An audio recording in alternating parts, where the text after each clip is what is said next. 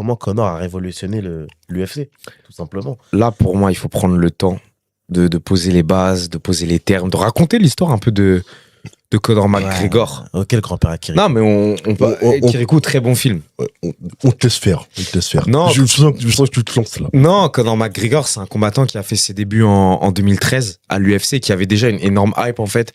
C'est ça aussi qu'il faut remettre dans son contexte. Grâce au Cage Warrior. Grâce au Cage Warrior, il a été double champion au Cage Warrior en 66 et en 70 kilos. Ouais. Et donc il arrive voilà avec toute cette hype, il y avait une sorte de mystique autour de lui. Et en fait, ce qui a vraiment marqué les esprits, au-delà de son striking, de son talent dans la cage, c'est aussi sa personnalité. Ouais. C'est-à-dire le Misty Mac, tout ça. Exactement, Mystic Mac, en fait, c'était vraiment Conor McGregor qui prédisait comment les combats allaient se terminer. Ce qui était très fort à l'époque, au milieu des années 2010, c'est que quand il disait « je vais le terminer avec par exemple des coups de poing au deuxième round ouais. », il arrivait à le faire. Et c'est très fort. Et surtout, Conor McGregor, c'est un gars qui a eu une ascension assez rapide au final, parce que 2 ans plus tard, il a son premier combat pour un titre UFC. Initialement, à l'UFC 189, en juillet 2015, il est censé affronter José Aldo pour la ceinture incontestée des poids plumes. Invaincu depuis plusieurs années. Il se trouve que José Aldo se blesse, donc il affronte Chad Mendes pour la ceinture intérimaire. Très bon combat d'ailleurs, l'UFC 189. C'est une très très belle carte de MMA avec notamment Robbie Lawler, McDonald, partie 2. Robbie Lawler, oh là là, quel combattant ce mec. Allez voir cette carte. On parlera de Robbie Lawler un jour parce qu'il faut en parler. Et en décembre 2015, UFC 194, le KO le plus rapide de l'histoire dans un combat pour le titre. Au bout de 13 secondes, José Aldo qui était invaincu depuis quasiment une dizaine d'années. 8 ans. Et en fait, tout ça a contribué à créer la légende parce que il y a eu toute une campagne médiatique et c'est peut-être presque inédit en fait dans l'histoire de l'UFC. Non, c'était aux États-Unis, mais ils ont fait une sorte de tour du monde entre guillemets et c'est quelque chose qu'on a quasiment jamais vu en fait en MMA pour la promotion du combat et c'est peut-être aussi là où Conor McGregor a déjà posé ses billes, c'est que José Aldo, comme beaucoup de combattants brésiliens à l'UFC, ne maîtrise pas très bien l'anglais. Ouais, en fait, il a réussi à gagner le combat avant même que le combat ait lieu.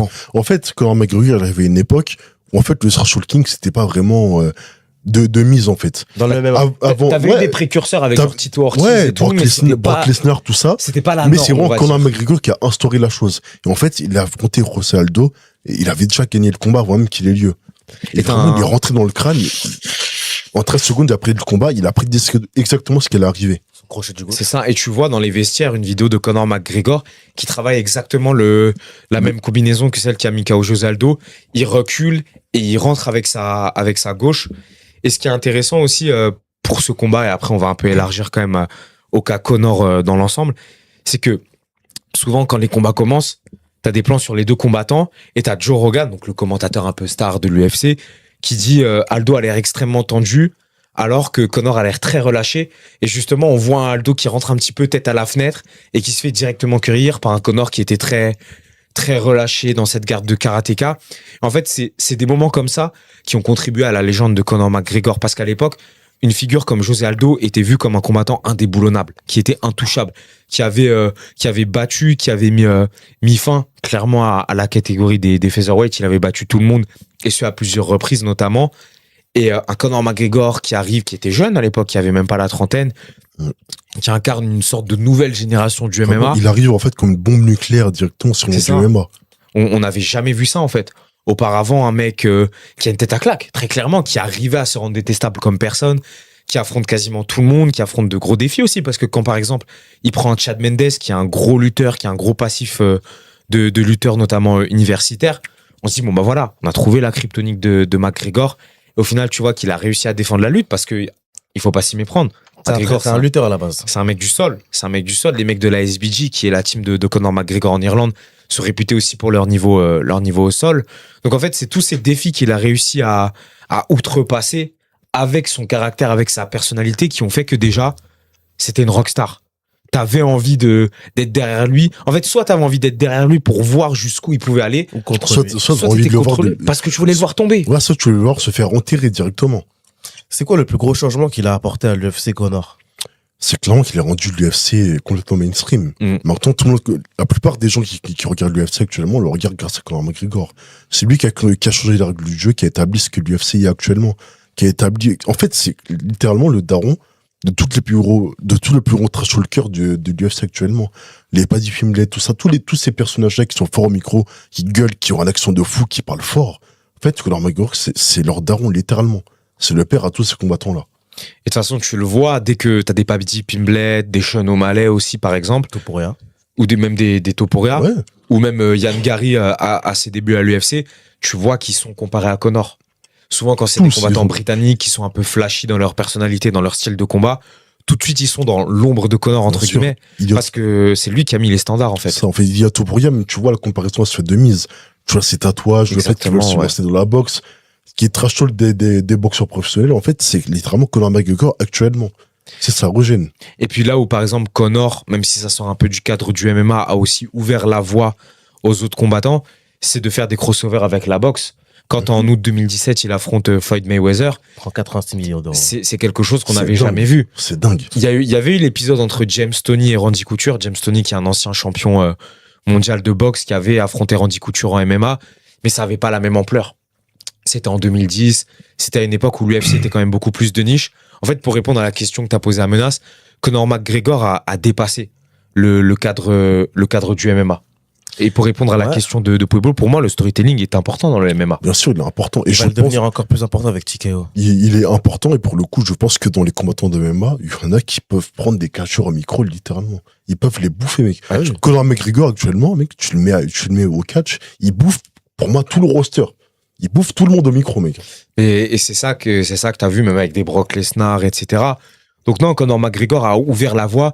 Et en fait, un peu voilà comme ce qu'on dit quand on parle de catch pour des Hulk Hogan, des Stone Cold, des John Cena, il a dépassé le MMA. C'est ça. En fait, t'as plein de gens. Je pense dans la rue, tu demandes à 10 personnes, t'en as peut-être 7 qui ne connaissent pas l'UFC, mais je pense que les 10 connaissent Conor McGregor. Tous connaissent Conor, en fait. Conor, en fait, c'est l'un des visages du sport actuellement. Exactement. Tu mets Cristiano Ronaldo, tu mets Messi, tu mets Conor McGregor, en fait, tout le monde les connaît. LeBron James, tout le monde connaît ces gens-là. En fait, Conor, il fait vraiment partie des visages du sport à part entière. Dans une moindre mesure, en fait, il a ouvert la voie, en fait, à on va dire, on va dire, les brèches qu'il y a dans le milieu du sport. Les youtubeurs qui deviennent des sportifs, les crossovers entre des sports, en fait. Conor a vraiment ouvert cette voie-là. Mais Tout ce justement, que tu vois actuellement, en fait, toutes les brèches qui, en fait, toutes les personnes que se mettent dans un sport et à l'autre, Conor, en fait, a instauré cette voie-là. mais est-ce qu'il a pas aussi un peu modifié la perception qu'on a de ce qu'est le MMA? Bien sûr que si. clairement. Ouais, parce que là, c'est C'est KO, sûr. KO. Ça, c'est sûr. Mais Parce que moi, je pense qu'il a aussi bousillé le cerveau de Dana White. Ah oui, c'est le chaos, c'est le trash talk, en fait. T'as le même, on va dire, propre, Georges Saint-Pierre, tout ça, et t'as le même, en vrai, sale avec les trash talk, Conor McGregor. Ouais, le MMA de Goyo. Ouais, voilà. T'as deux branches de MMA, en fait. En fait, il a bousillé le cerveau de Dana White, parce que Dana White, faut pas oublier que c'est un entrepreneur. Ah ouais, c'est un mec Ah, du... clairement. comment ça s'appelle déjà Il avait une entreprise... Je crois que c'est une entreprise de voiture, je crois, avant, je suis pas Je sûr. sais plus du tout, je sais qu'il donnait Ouais. des cours d'aérobic et Ouais, il était voilà, c'est ça. manager. Ouais, de- Dana White qui arrive tout timide à l'UFC, il la rachète, Ouais, il en voit directement 2001, Irlandais par l'effort.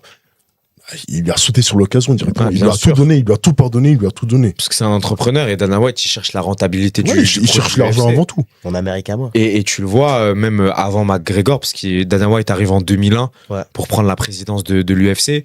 Tu le vois, il cherche tout de suite à construire des stars.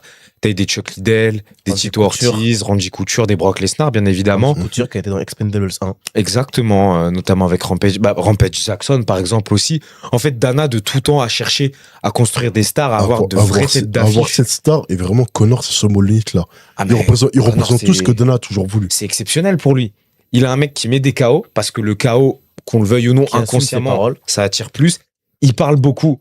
Donc, ça suscite des réactions. Soit tu l'aimes, soit tu le détestes, mais en tout cas, il ne te laisse pas indifférent et C'est tu as ça. envie de voir ses combats. C'est un excellent combattant, parce que c'est aussi Ah oui, ça oui. un peu qui est passé au second plan. Mais Conor Exactement, McGregor, Pueblo.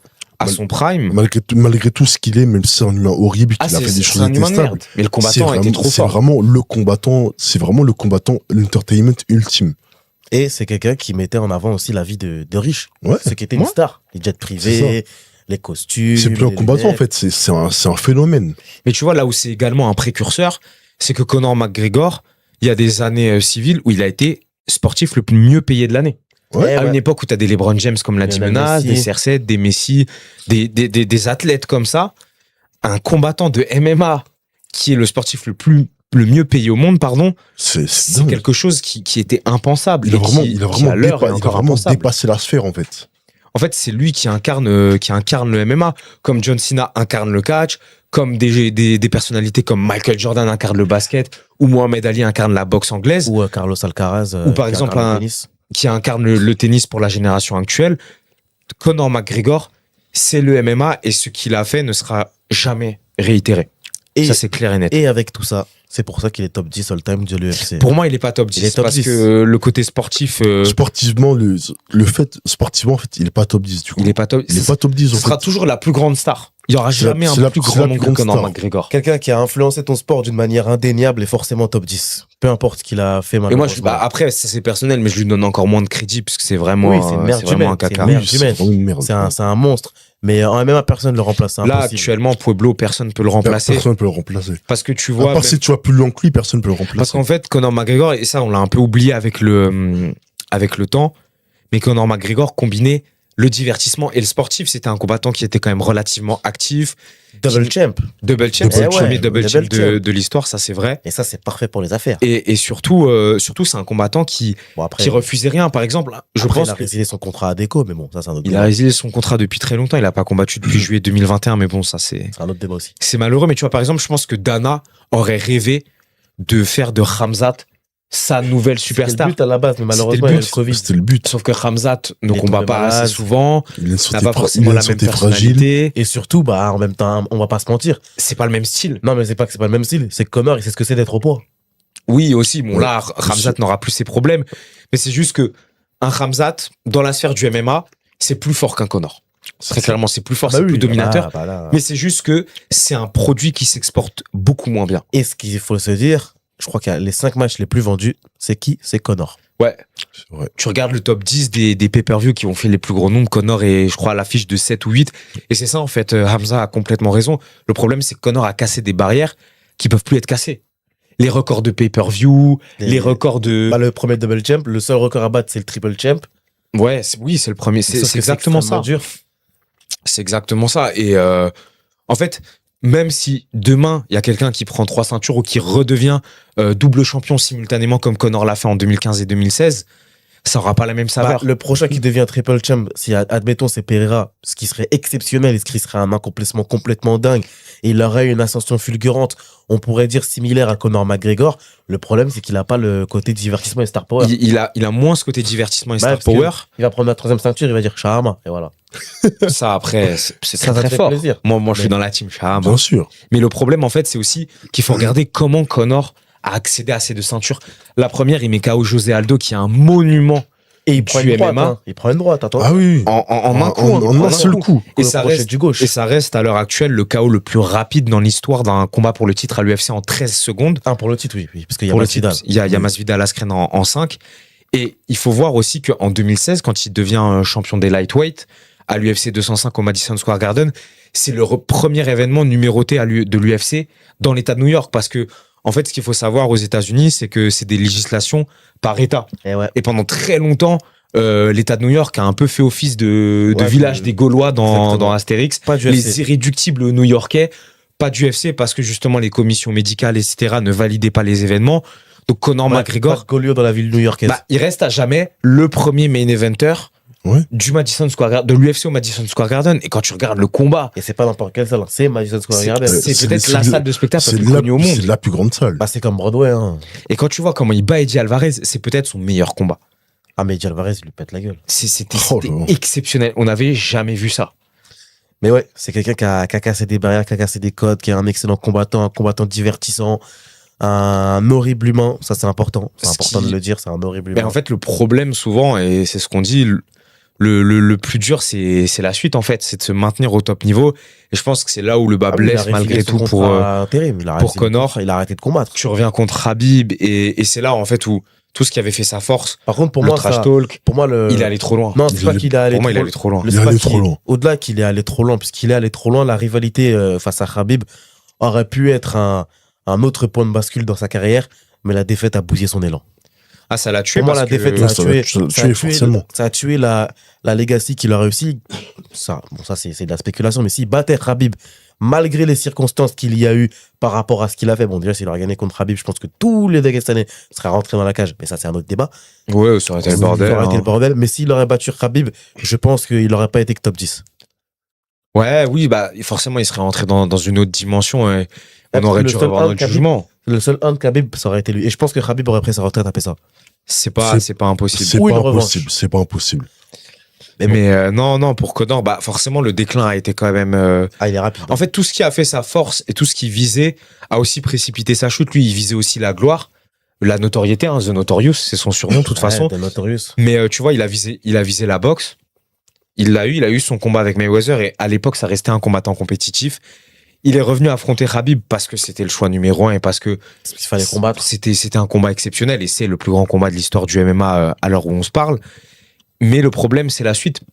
Certes, tu perds contre Khabib, c'est normal. Mais tu perds contre Nate Diaz. Mais après, bon, ça, il avait déjà perdu contre Nate Diaz. Il mais a déjà perdu. Ouais. le problème, c'est que ensuite il y a plus d'1 an d'inactivité. Tu reviens contre Donald Cerrone, qui en 2020, avec tout le respect qu'on a pour ce combattant qui est une légende du MMA, bah, ça vend plus. Ça vend plus. Tu gagnes le combat en 40 secondes, je crois. Mais au final, est-ce que tu en ressors Quelle est la vraiment grandi? plus-value? Je suis pas sûr. Tu reviens ensuite en 2021, 2 fois face à Poirier. En janvier 2021, contre Poirier, il fait le gentil. Il se fait casser la figure. Ouais. Et après le deuxième, il se casse la jambe. Il se casse le pied, il se casse- la jambe. Il se casse la jambe et surtout, il revient avec une DA pareille. Dégueulasse, un trash talking vraiment Ouais, très dégueulasse. personnel. Il parle de sa femme. C'est ça, le problème. En fait, c'est que- C'est bas, en fait. Il sentait qu'il était dépassé par le train parce que justement, il avait loupé certains wagons du fait de son inactivité et de son absence dans le MMA. Et il essayait de se rattraper comme il pouvait Ah, il était et plus à de la forcer page. avec son trash talking.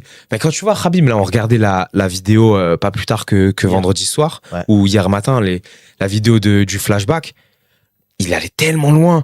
Tu perds de la Il religion. allait beaucoup trop loin. Tu lui Beaucoup proposes trop de loin. l'alcool. Ouais, il fait du Colby Covington, quoi. Ouais. Ouais, mais c'est dégueulasse. C'est dégueulasse. Avec les conséquences que ça a eu au final, parce que c'est beaucoup en fait, Ah bah, ça- s'il n'y a pas de sécurité, Khabib le... Khabib Ah, il le le tue. tue. En fait, Khabib le tue. Colby se donne un rôle que Connor, il pense vraiment ce qu'il Ouais. disait. Connor a vraiment pété un câble et au final, la chute après ça, elle a été, Ouais. elle a été Quand tu vois catastrophique. qu'il prend un diable et qu'il le jette sur le bus, Ah oui, il oui, le- non, il mais le- c'est il le- n'importe il le quoi, pensait c'est fou. vraiment. Le plus important, c'est pas la chute, c'est c'est l'atterrissage. fou. Et tu vois, même par la suite, au final, il devait combattre Chandler parce qu'il y a eu l'Ultimate Fighter. Exactement. Ouais. La tradition veut que les coachs, les deux équipes à l'Ultimate Fighter finissent par s'affronter. C'était en 2022. ça, C'était en genre. 2023. 2023. C'était diffusé, je crois, en mai-juin 2023. Et au final, le combat n'a pas eu lieu. Chandler est bête, mais a mis sa carrière en stand-by pendant 1 an et demi dans l'attente de ce combat.